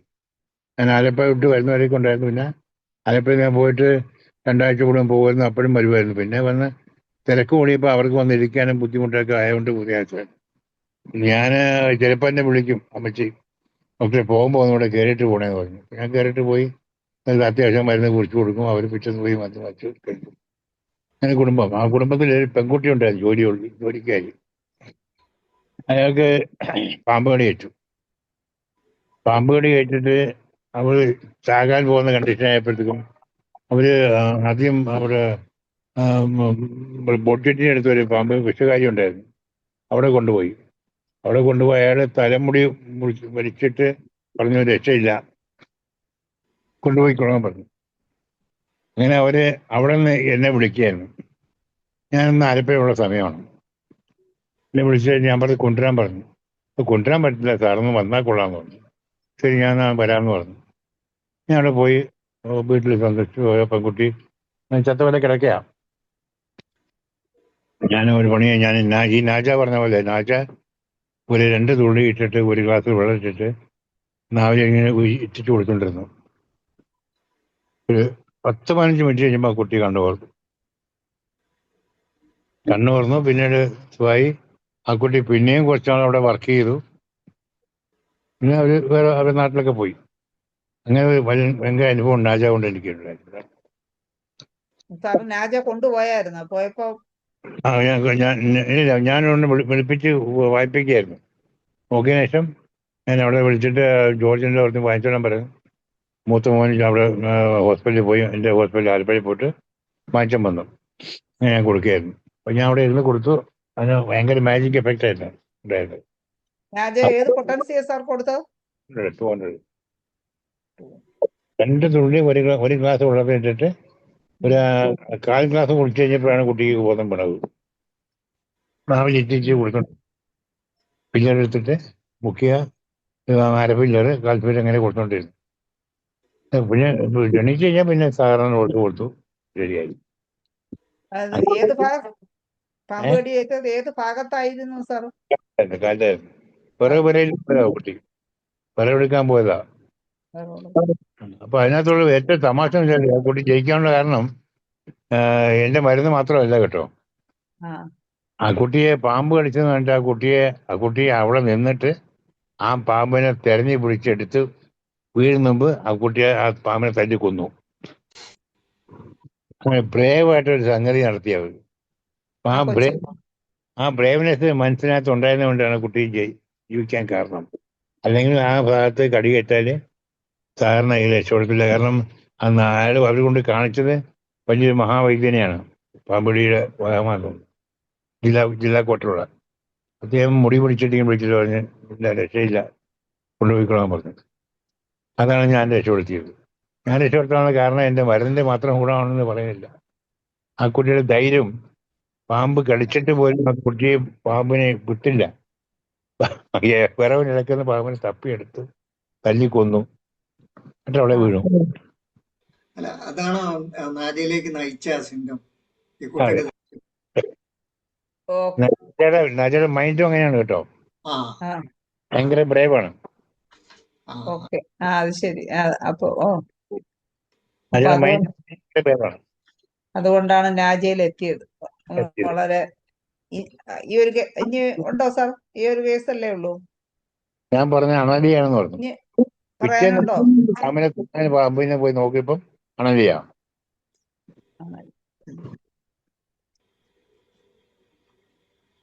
അങ്ങനെ സാറിന് കഴിഞ്ഞോ സാറിന്? അതേ ഇനി അനുഭവങ്ങൾ വല്ലതും പറയാനുണ്ടോ? ഈ ഡയറ്റുള്ള അനുഭവം ഇത് മാത്രമേ ഉള്ളൂ. ആ. പിന്നെ വട്ടവട ജോലിയുള്ളപ്പോഴത്തേക്കും അവിടെ പാമ്പ് രാജ്യമാണല്ലോ. തട്ടിക്കൂടെ എവിടെ? പോകും. വട്ടവട ആദ്യമായിട്ട് ഹോമിയോപ്പതി മെഡിക്കൽ ഓഫീസർ വട്ടവടയിലാണ്. അവിടെ കുറച്ച് അനുഭവം ഉണ്ടായിട്ടുണ്ട്. വട്ടവട, ഇടുക്കി.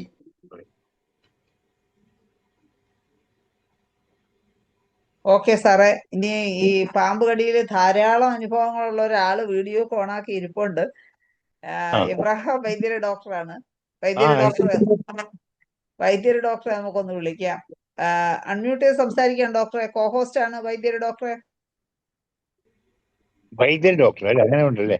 എബ്രഹാം വൈദ്യൻ.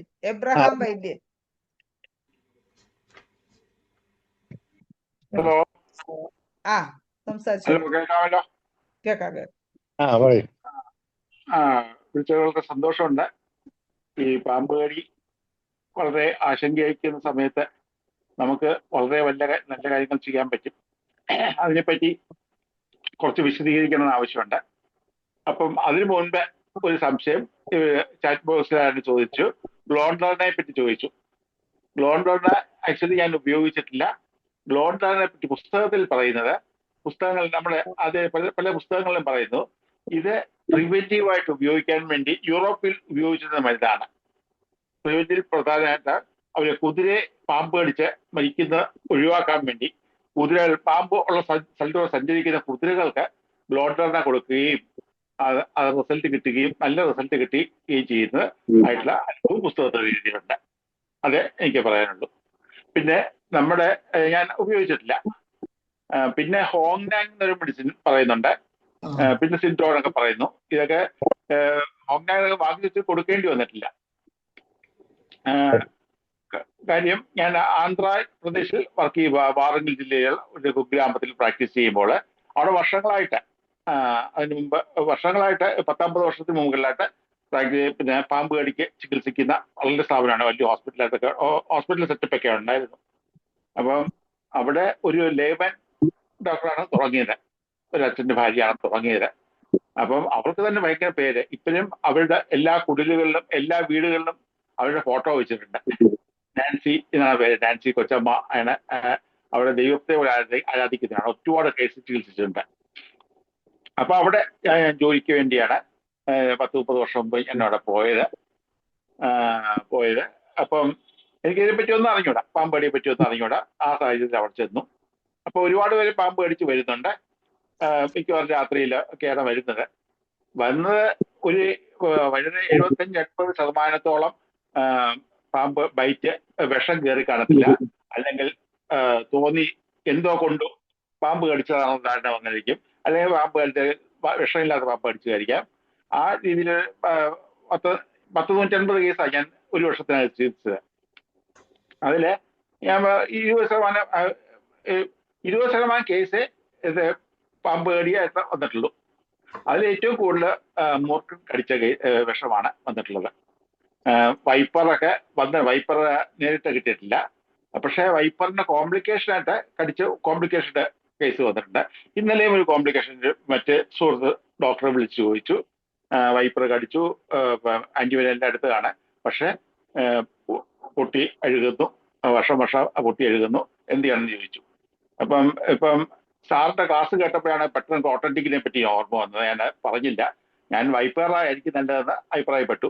പിന്നെ മറ്റു സിംറ്റംസ് വെച്ച് കൊടുത്താൽ മതി എന്ന് ഞങ്ങളുടെ അനുഭവത്തിൽ അങ്ങനെ അത് ചെയ്തുകൊണ്ടിരുന്നത്. പിന്നെ ക്രോട്ടാലസ് അല്ലേ ഡോക്ടർ? ക്രോട്ടന്റിക് ഏതാണ് പെട്ടെന്ന് ഓർക്കുന്നില്ലല്ലോ സാറിന്റെ. നമ്മുടെ സാറ് ക്രോട്ടാലസ് ഉണ്ട്. ഓക്കെ. അപ്പം ഇപ്പൊ അത് ഒരു പുതിയ ഐഡിയ ആയിട്ട് കിട്ടി. അത് പറയാവുന്നതാണ്. ഞാൻ വൈപ്പാറ ആയിരിക്കും നല്ലതെന്ന് പറയുന്നു. പക്ഷേ ഈ ഫിയർ ആണ് ഏറ്റവും പേടിക്കരുതെന്ന് പറഞ്ഞാൽ എങ്ങനെ പേടിക്കാതിരിക്കും? എല്ലാം പേടിക്കാൻ ആക്ച്വലി എല്ലാം വലിയ പ്രശ്നമായിരിക്കും. അപ്പോൾ നമുക്ക് പേടിക്കരുത്. നമുക്ക് വലിയ ആയുധ കയ്യിലുണ്ട്. അക്കണൈറ്റ് കൊടുത്തു കഴിഞ്ഞാൽ പെട്ടെന്ന് പേടിയും ഷോക്കും എല്ലാം കുറയുന്നതായിട്ട് കണ്ടിട്ടുണ്ട്. അപ്പോൾ ഈ പേടിയുള്ള മനുഷ്യർക്കെല്ലാം അക്കണൈറ്റ് നിർബന്ധമായിട്ട് കൊടുക്കാറുണ്ടായിരുന്നു. പിന്നെ പൊട്ടൻസി അവിടുത്തെ പൊട്ടൻസി ആ പൊട്ടൻഷ്യൽ അർപ്പം ഏത് പൊട്ടൻഷ്യൽ മതി, 30 200 ഏത് പൊട്ടൻഷ്യൽ ചെയ്തിട്ടുണ്ട്. പിന്നെ അവിടുത്തെ രീതി അനുസരിച്ച് ആന്ധ്രാപ്രദേശിൽ അന്ന് ഞാൻ പറഞ്ഞ ലേമൻ ഡോക്ടറാണ് തുടങ്ങിയത്, അത് തുടർന്നുകൊണ്ടിരുന്നു. അവിടുത്തെ രീതി അനുസരിച്ച് ഒരു ലെക്സിൻ എന്നൊരു പേറ്റന്റ് ഉപയോഗിക്കുമായിരുന്നു. പിന്നെ വേറെ സൂപ്പർ വൈറ്റ് പോലെ വേറെ അങ്ങനെ ഒന്നിന്റെ പേറ്റന്റ് ഉപയോഗിക്കുന്നു.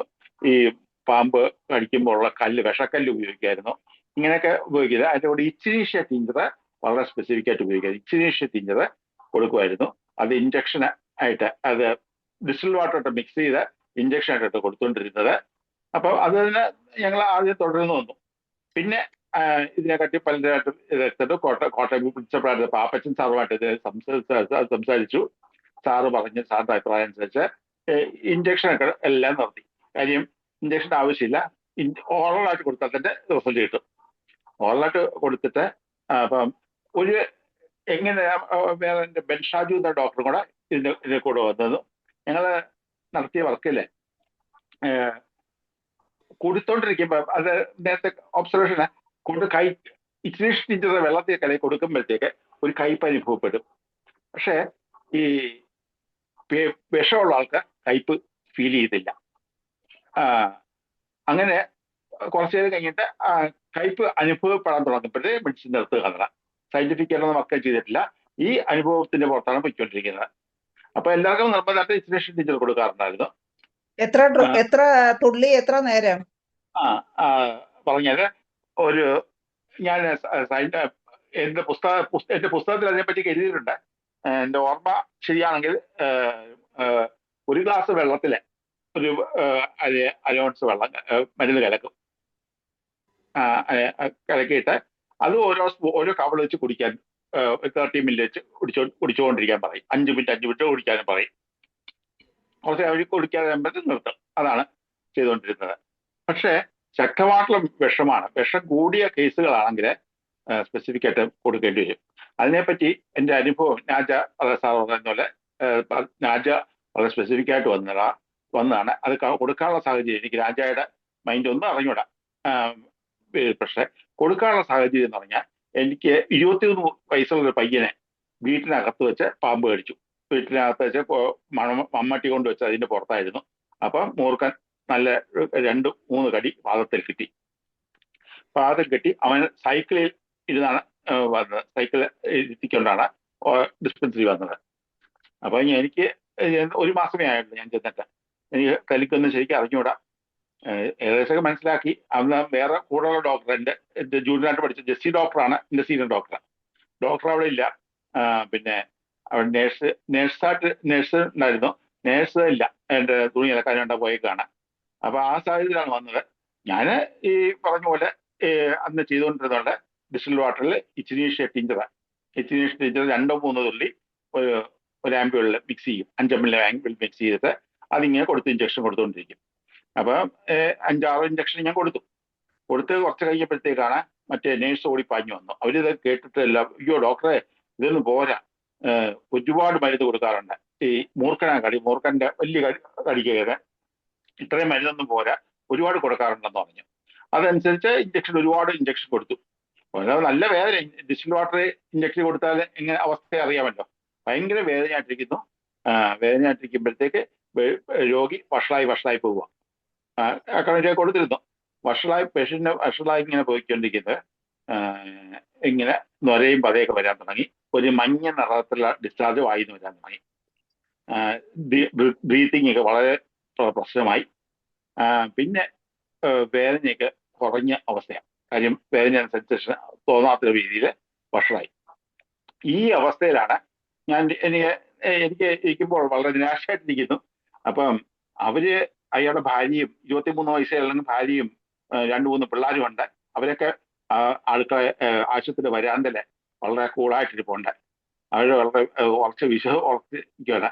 അവരുടെ സംസാരിച്ചപ്പോൾ അവര് പറഞ്ഞ അവർക്ക് പേടിയൊന്നുമില്ല. കാര്യം ഈ ദൈവത്തിന്റെ ആലയം ക്രിസ്തു ഡേവിഡ് എന്നൊക്കെ പറഞ്ഞു ഇവിടെ വന്നാൽ മരിക്കത്തില്ല, രക്ഷപ്പെടുമെന്നുള്ള അവരുടെ ഇത് കണ്ടിട്ട് എനിക്ക് വലിയ സങ്കടം. ഞാൻ പുസ്തകത്തിൽ രസകരമായിട്ട് അതിനെ പറ്റി എഴുതിയിട്ടുണ്ട്.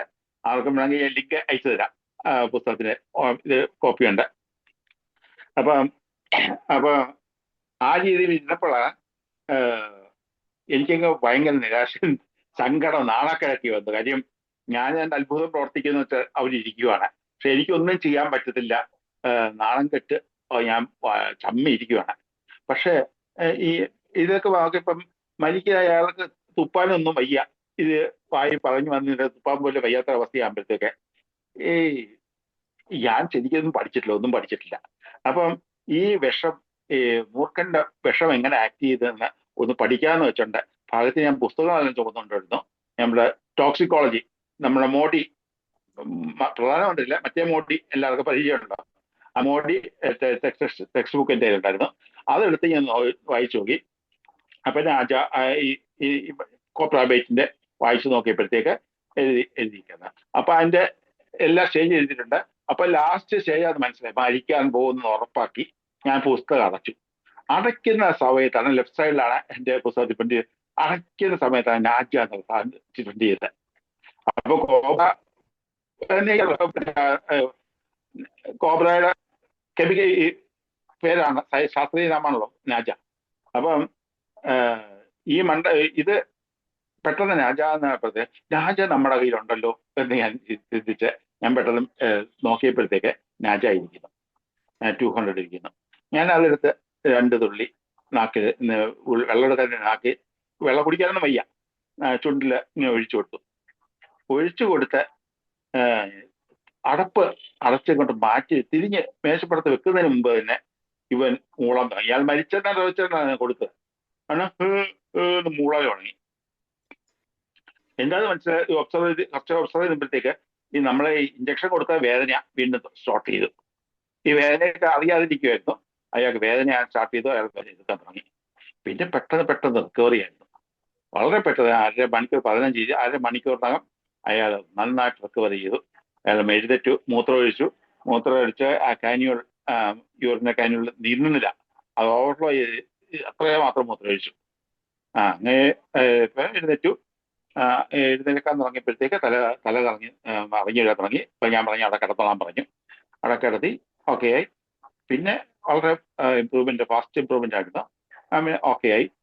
പിറ്റേ ദിവസം അവരെ ഡിസ്ചാർജ് ചെയ്ത് വിട്ടു. ഒരു ദിവസം നിർബന്ധം കിടത്തി, നന്നായി ആൾക്കാർ പോകാറുണ്ട്. ഡിസ്ചാർജ് ചെയ്ത് വിട്ടു. ചെയ്യേണ്ടി വന്നില്ല. പിന്നെ ഇല്ല, അത്രേ കൊടുത്തുള്ളൂ. ഒറ്റ ഡോസ് കൊടുത്തിട്ടുള്ളൂ. ഇതായിരുന്നു എനിക്ക് അനുഭവപ്പെട്ടുള്ള കേസ്. പിന്നെ പല കേസും ഇതുപോലെ കോംപ്ലിക്കേഷൻ സീരിയസ് ആയിട്ടുള്ള 2-3 കേസ് വന്നിട്ടുണ്ട്. അത് എന്ത് പാമ്പാണെന്ന് അറിഞ്ഞില്ല. ഈ മറ്റേ കോബ്ര എന്ന് വ്യക്തമായിട്ട് അറിയാം, മറ്റേ പിന്നെ എന്താണെന്ന് അറിഞ്ഞൂടാ. ഒരു കേസ് എനിക്ക് തോന്നുന്നു ക്രൈറ്റ് ആണോ എന്ന് സംശയമുണ്ട്. പക്ഷെ അതെല്ലാം ഈ ടീച്ചർ കൊടുക്കുന്നുണ്ട്. അതിന് കൊടുത്ത് ഈ നാജ കൊടുക്കുമ്പോഴത്തേക്ക് സ്പെസിഫിക് ആയിട്ട് ആക്ഷൻ കാണാറുണ്ട്. പക്ഷേ വൈപ്പറിനൊക്കെ ആക്ട് ചെയ്യുന്ന എനിക്കറിയണ്ട. വൈപ്പർ കേസൊന്നും വന്നിട്ടില്ല, വൈപ്പറിന് കൊടുക്കുമെന്ന് അറിഞ്ഞിട്ടില്ല. അപ്പൊ നാജ ഈ കോബ്രയെ സംബന്ധിച്ച് ഇത് സ്പെസിഫിക് ആയിട്ട് ആൻഡ്രോട്ടെന്ന് പറയാൻ തോന്നുന്നുണ്ട്. പിന്നെ ലാക്ടോസിസ് മറ്റ് സിംറ്റം അനുസരിച്ച് പല മരുന്നുകളും കൊടുക്കാറുണ്ടായിരുന്നു. എടുത്തു പറയാനുള്ള ഒരു കാര്യം കൂടെ പറയാനുണ്ട്, വിട്ടുപോയി. ഈ ഓർക്കുമ്പോൾ പറയാം. ഓക്കെ, വൈദ്യർ ഡോക്ടറെ വളരെ സന്തോഷം. അപ്പൊ നാജ ഒരു അതിശയിപ്പിക്കുന്ന ആക്ഷനാണ്. ഡോക്ടറുടെ മുമ്പിൽ അതിശയിപ്പിക്കുന്ന മെഡിസിനായിട്ടാണ് നാജ നിൽക്കുന്നത്.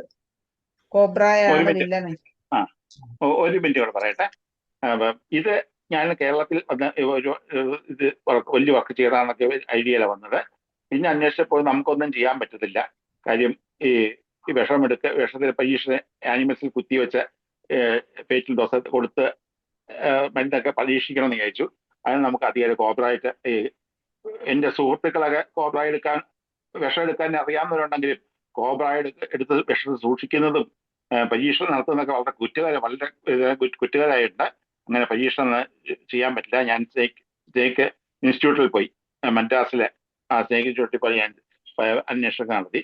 അപ്പോൾ പോസ്റ്റ് ഗ്രാജുവേഷൻ ഉള്ള ഡോക്ടർക്ക് മാത്രമേ ഇതൊക്കെ ചെയ്യാൻ പറ്റത്തുള്ളൂ. അതുകൊണ്ട് റിസർച്ച് ചെയ്യാന്നുള്ള ധാരണയൊക്കെ പോയി. പിന്നെ ഇവിടെ വന്ന അങ്ങനത്തുള്ള കേസൊന്നും കിട്ടിയിട്ടില്ല. പക്ഷേ കിട്ടിയിട്ടുണ്ട്. നമ്മളെ കാട്ടി വരെയുള്ള പശുവിനെ ഒരു കോബ്ര കൊത്തി മരിച്ച് പോയിരുന്ന അവസ്ഥയില് വെറ്റിനറി ഡോക്ടറൊക്കെ ഉപേക്ഷിച്ച കേസിൽ പെട്ടെന്ന് എന്റെ കാര്യം ആരോ നമ്മുടെ DMO, തൃശ്ശൂർ ജില്ലയിലെ DMO വത്സരൻ സാറിന്റെ പശുവായിരുന്നു. അപ്പൊ ആരാണ്ട് പെട്ടെന്ന് ഓർമ്മിച്ചു ഇങ്ങനെയുള്ള കണ്ടീഷനിലെ എബ്രഹാം ഇതിന്റെ അടുത്ത് ചോദിക്കാൻ പറഞ്ഞു. അങ്ങനെ ചോദിച്ചപ്പോ നാജ കൊടുക്കാൻ പറഞ്ഞു. ഇൻസ്റ്റിറ്റ്യൂഷൻ ടീച്ചർ നാജായി കൊടുക്കാൻ പറഞ്ഞു. അങ്ങനെ ആ നാജ കൊടുത്ത് പശു രക്ഷപ്പെട്ടത് അത്ഭുതമായിട്ട് സാറ് പറഞ്ഞു. പിന്നെ എന്റെ മറ്റേ സുഹൃത്ത്, കൊല്ലത്തുള്ള സുഹൃത്ത് ഡോക്ടർ ശ്രീജീവ് ഡോക്ടർ അൽസേഷൻ പട്ടി കോബ്ര കടിച്ചു, വെറ്ററിന്റെ കാര്യമൊക്കെ വന്നു, ഉപേക്ഷിച്ചു, മരിക്കുന്ന ഉറപ്പായപ്പോൾ പെട്ടെന്ന് ശ്രീജീവന്റെ കാര്യം ഓർമ്മ വന്നു. ശ്രീജീവ് എൻ്റെ അടുത്ത് ചോദിച്ചില്ല, ഡോക്ടറിനെ പിന്നെ ഇത് കൊടുത്ത് റിക്കവർ ചെയ്തിട്ടുള്ള 2-3 കാര്യങ്ങൾ എനിക്ക് അറിയാം. പിന്നെ പലരും വിളിച്ചു ചോദിച്ചു കൊടുത്തപ്പം ഏറ്റവും സ്നേക് ബൈറ്റിനെ പറ്റി ഒരു കാര്യം കൂടെ പറയാനുള്ളത് മറന്നുപോയത് പറയുകയാണ്. ഈ പറഞ്ഞോണ്ട് ഈ വൈപ്പർ ബൈറ്റ് വലിയ പ്രശ്നമാണ്. അത് സാറ് പറഞ്ഞ പോലെ ഹീമോളൈറ്റിക്കാണ്. ഹീമോളൈറ്റിക് ആയതുകൊണ്ട് ഇതിനെ ചികിത്സിക്കാൻ വലിയ പാടാണ്. അപ്പോൾ അതിന്റെ ചികിത്സ അത്രയായിരിക്കാം അല്ലായിരിക്കാം. എൻ്റെ അടുത്ത് ഒരു ആന്ധ്രയിൽ തന്നെ വർക്ക് ചെയ്ത മറ്റൊരു ഡോക്ടർ ജൂണിനായിട്ട് എൻ്റെ കാലം ശേഷം പിന്നെ വർക്ക് ചെയ്ത കേരളത്തിൽ തിരുവല്ലായി പ്രാക്ടീസ് ചെയ്യുന്ന ഡോക്ടറെ എൻ്റെ അടുത്ത് വിളിച്ചു ചോദിച്ചു, ഡോക്ടറെ വായ്പകൾ എന്തെങ്കിലും ചെയ്യാൻ പറ്റുമോ? ഞാൻ പറഞ്ഞു എനിക്ക് അനുഭവമില്ലെന്ന് പറഞ്ഞു. അപ്പം ഡോക്ടറുടെ അടുത്ത് നോർത്ത് കേരളയിൽ ഡോക്ടർ വിളിച്ചു ചോദിച്ചാണ് കേസ്. അവിടെ വന്ന കേസാണ്. അപ്പം നേരത്തെ ട്രീറ്റ് ചെയ്തതാണ് മരുന്നൊക്കെ. പക്ഷേ കോംപ്ലിക്കേഷൻ വന്നു, കിഡ്നിയൊക്കെ അടിച്ചു പോകുന്ന അവസ്ഥയായി. കിഡ്നി ഡയാലിസിസ് ആരംഭിച്ചു. ദിവസവും ഡെയിലി 2 ദിവസത്തിലൊരിക്കൽ ഡയാലിസിസ് ചെയ്യേണ്ട അവസ്ഥ വന്നുകൊണ്ടിരിക്കുക. അങ്ങനത്തെ അവസ്ഥയാണ്. ഒട്ടും യൂറിൻ പോകുന്നില്ല അവസ്ഥയാണ്. അപ്പൊ എന്തോ ചെയ്യാൻ പറ്റുമെന്ന് ചോദിച്ചു. ഞാൻ പറഞ്ഞു അതിന്റെ സ്പെസിഫിക് ആയിട്ടുള്ള നമുക്ക് സിംറ്റം അനുസരിച്ച് കൊടുക്കാം. പിന്നെ എൻ്റെ അറിവില് ഈ ഈൽസിറം 6th പൊട്ടൻസിയോ 7th പൊട്ടൻസിയോ കൊടുക്കാതെ അത് ഒരു കമ്പനി ഇറക്കുന്നുണ്ട്, കമ്പനി ഇറക്കുന്നുണ്ടല്ലോ, ആ 7X കൊടുത്തു കഴിഞ്ഞാൽ നല്ലതാണെന്ന് പറഞ്ഞു. അത് പറഞ്ഞിട്ട് ചെയ്തില്ല. പിന്നെ അടുത്ത ദിവസം ചോദിച്ചപ്പോൾ വീണ്ടും പറഞ്ഞിട്ട് ഞാൻ അതിന്റെ പടം അയച്ചു കൊടുത്തു. എൻ്റെ കയ്യിലുണ്ടായിരുന്നു. ഞാൻ പടം അയച്ചു കൊടുത്തപ്പോഴാണ് പിന്നെ അത് വാങ്ങിച്ച് കൊടുത്തു കഴിഞ്ഞിട്ട് അതിന്റെ ഡോക്ടറിന്റെ റിപ്പോർട്ട് എനിക്ക് അയച്ചു തന്നിരുന്നു. ഭയങ്കര ചികിത്സ. ഒരു 2 ദിവസം കൊണ്ട് ഈ ഡയാലിസിസ് കംപ്ലീറ്റ് നിർത്തി നോർമലായി ലിറ്റർ കണക്കിന് യൂറിൻ പോകുന്ന അവസ്ഥയുണ്ടായി. അങ്ങനെ ഇമ്പ്രൂവ് ചെയ്തത് റിസൾട്ടാണ് പറഞ്ഞു. പിന്നെ ഒരു കാര്യം കൂടെ പറയാനുണ്ട്. ഇപ്പോഴത്തെ കണ്ടീഷനിൽ സ്നേക് ബൈറ്റിൻ്റെ അടുത്ത് വന്നാൽ വീട്ടുകളിൽ ആരെങ്കിലും വന്നാൽ പോലും ഞാൻ ട്രീറ്റ് ചെയ്തില്ല. കാര്യം നമുക്ക് രോഗി രക്ഷപ്പെടുത്തുകയില്ല. ഇതൊക്കെ ചെയ്ത കുറ്റങ്ങൾ നമ്മളെ ജയിലാകും. ഈ ഇപ്പോഴത്തെ റൂൾ അനുസരിച്ച് നമുക്ക് സ്നേക് ബൈറ്റ് ട്രീറ്റ് ചെയ്യാൻ അധികാരമില്ല. അതുകൊണ്ട് അധികാരികളുടെ പണിക്ക് ഞാൻ പോകത്തില്ല. പശുവിനെ പട്ടിയൊക്കെ ചികിത്സിക്കും. അതേ ഉള്ളൂ. അപ്പോൾ ഇത്രയും കാര്യങ്ങൾ ഓർമ്മിച്ചുകൊണ്ട് അവസാനിപ്പിക്കുന്നു. Okay, thank you. ഓക്കെ വൈദ്യുതി ഡോക്ടറെ, വളരെ സന്തോഷം. ഈ എന്താണ് അന്ന് ഏത് സ്ഥലത്തായിരുന്നു? ആന്ധ്രാപ്രദേശിലോ? ആന്ധ്രാപ്രദേശിലെ വാറങ്കൽ ഡിസ്ട്രിക്റ്റിലെ മുഗലപ്പള്ളി എന്ന സ്ഥലത്താണ്. പാലക്കാട് മുഗലപ്പള്ളി. ഓക്കെ, ഹോമിയോപ്പതി മരുന്ന് കൊണ്ട് അത്ഭുതങ്ങൾ സൃഷ്ടിക്കാൻ പറ്റും. പക്ഷേ അവിടെ ഹോമിയോപ്പതിയെ വിശ്വസിക്കുന്ന ആൾക്കാരും അവിടെ ഇതിന് ചികിത്സ വേറെ വളരെ ഈ അലോപ്പതിക്കാരുടെ ആധിപത്യമൊന്നും ഇല്ലാത്തത് കൊണ്ട് അവർക്ക് നാട്ടുംപുറം ആയതുകൊണ്ട് വെറും ഗ്രാമപ്രദേശം ആയതുകൊണ്ടും അവർക്ക് ആശ്രയിക്കാൻ ഈ ഒരു ആശുപത്രിയേ ഉള്ളൂ എന്നുള്ളത് കൊണ്ട് എല്ലാവരും അവിടെ എത്തുന്നത് കൊണ്ടും അവരെ വിശ്വസിച്ചത് കൊണ്ടും ഒത്തിരി കേസുകൾ സുഖപ്പെടുത്താൻ സാധിച്ചു. പക്ഷെ നമ്മുടെ കേരളത്തില് നമുക്ക് ഈ പറഞ്ഞ പോലെ നിയമ തടസ്സങ്ങളുണ്ട്. പിന്നെ വലിയ വലിയ ഹോസ്പിറ്റൽ ഉള്ളത് കൊണ്ട് ആരും നമ്മളെ സമീപിക്കാറില്ല. പിന്നെ പ്രാഥമിക ചികിത്സ എന്നുള്ള നിലയ്ക്ക് അറിഞ്ഞ് ഹോസ്പിറ്റലിൽ കൊണ്ടുപോകുന്നതിന് മുമ്പ് പ്രാഥമിക ശുശ്രൂഷ മാത്രം ചെയ്യാനുള്ള അവസരം നിർഭാഗ്യവശാൽ നമുക്ക് കിട്ടുകയുള്ളൂ. അപ്പൊ അതിന് തീർച്ചയായിട്ടും സാറ് എന്തായാലും പറയാൻ തുടങ്ങിയായിരുന്നു. ആഡ് ചെയ്യാൻ വേണ്ടിയാ. ഈ ലാക്കസിസും 2 പാമ്പാണല്ലോ, കുറുക്കൂക്കും രാജ അണലിയും. ഇതിന് നമ്മുടെ ഇപ്പൊ വിഷചികിത്സയെക്കാളും ഏറ്റവും കൂടുതൽ കാണുന്നത് മറ്റുള്ള പല ഉണ്ടാകുന്നുണ്ട്. നാജയുടെ ആസ്മ, നമ്മൾ ആസ്മ കേസുകൾ പറഞ്ഞാല് അതിനകത്ത് 60% കേസുകളാണ്. 50% നാജ ആസ്മാറ്റിക്കായിട്ട് മാറും. എങ്ങനെ വെച്ചാല് ആദ്യം ചുമ വരിക, പിന്നെ തുമ്മൽ വരിക, അല്ലെങ്കിൽ തുമ്മൽ വരിക, പിന്നെ ചുമ വരിക, പിന്നെ ശ്വാസം കൊണ്ടുണ്ടാകുക. അത് ക്രോണോളിക്കലായിട്ട് വരും. കാരണം എനിക്ക് ആദ്യമൊന്നും ഇല്ലായിരുന്നു.